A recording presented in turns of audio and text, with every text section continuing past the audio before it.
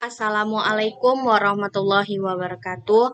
Baiklah, kami dari kelompok 12 akan mempresentasikan hasil dari makalah kami yang berjudul Institusi Pendidikan, yaitu yang beranggotakan saya sendiri Wilda Fadilah dan rekan saya Wulan Ayu Utami.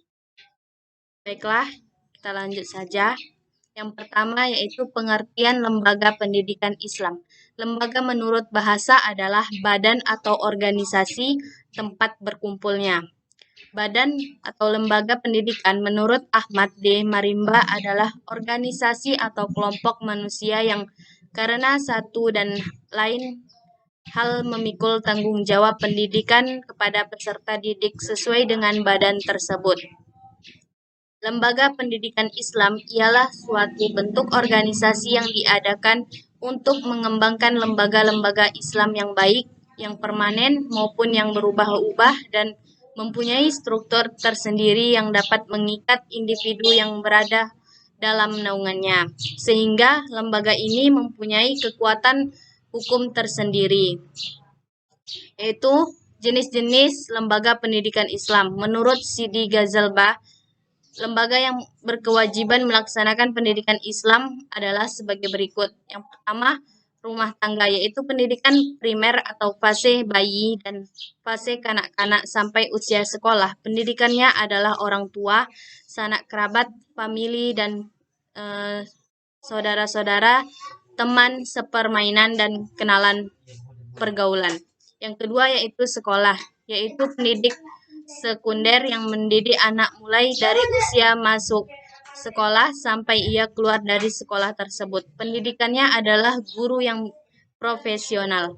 Yang ketiga yaitu kesatuan sosial, yaitu pendidikan terakhir yang merupakan pendidikan yang terakhir tetapi bersifat permanen. Pendidikannya adalah kebudayaan, adat istiadat, dan suasana masyarakat setempat.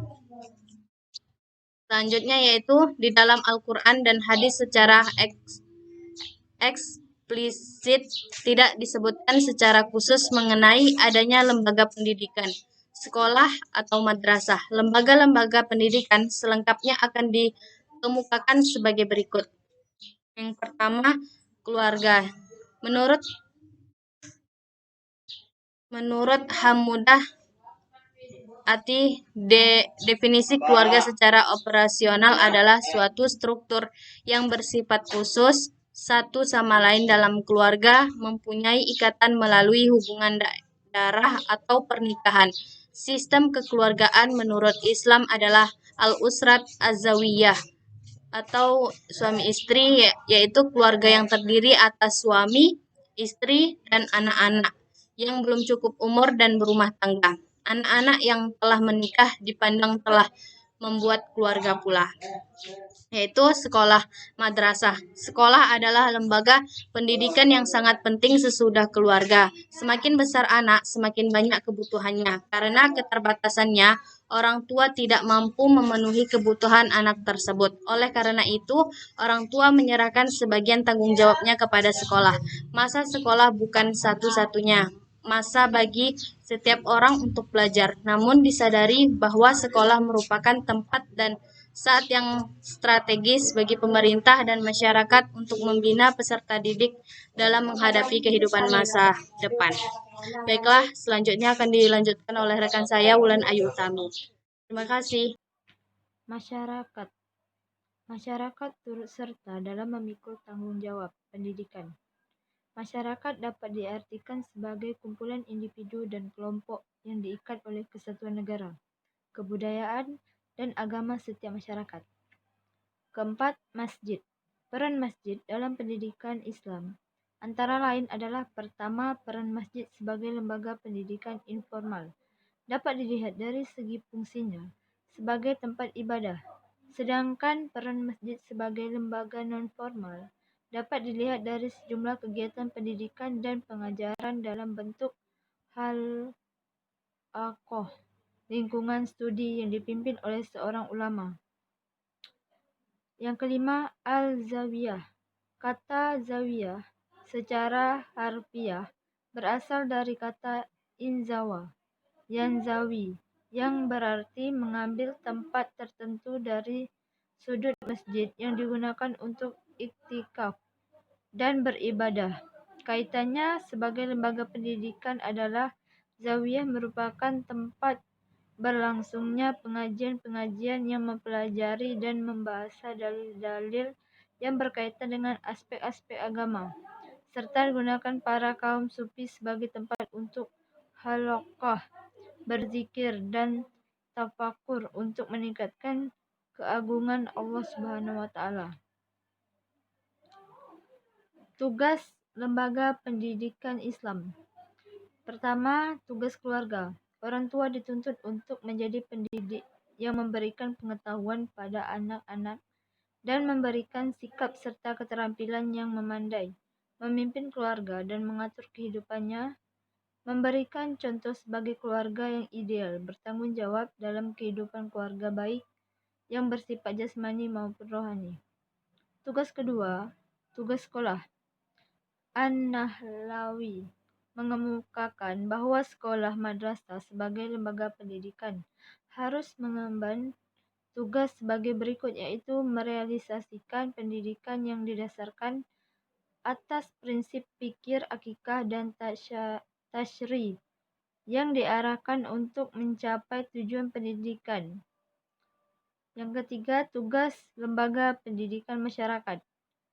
Mendidik muslim yang dapat melaksanakan syariat agama, lulusan pesantren walau mereka tidak sampai ke tingkat ulama, adalah mereka yang harus mempunyai kemampuan melaksanakan syariat agama secara nyata dalam rangka mengisi, membina, dan mengembangkan suatu peradaban dalam perspektif Islami. Prinsip-prinsip lembaga pendidikan Islam. Bentuk lembaga pendidikan Islam. Adapun dalam Islam harus berpijak pada prinsip-prinsip tertentu yang telah disepakati sebelumnya, sehingga antara lembaga satu dengan lembaga lainnya tidak terjadi semacam tumpang tindih.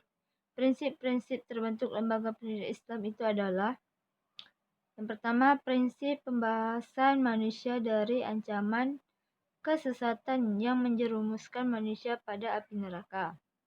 Kedua, prinsip pembinaan umat manusia menjadi hamba-hamba Allah yang memiliki keselarasan dan keseimbangan hidup bahagia dunia dan akhirat. Yang ketiga, prinsip pembentukan kepribadian manusia yang memancarkan sinar keimanan yang kaya dengan ilmu pengetahuan yang satu sama lain mengembangkan hidup untuk menghambakan diri pada Khalik-Khaliknya. Yang keempat, prinsip amar ma'ruf nahi dan mungkar dan membebaskan manusia dari belenggu-belenggu keinsatan.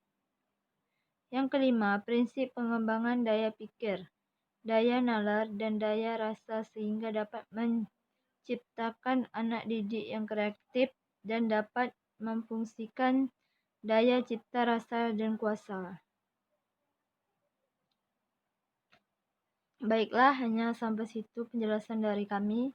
Saya tutup dengan wabillahi taufiq wal hidayah. Wassalamualaikum warahmatullahi wabarakatuh.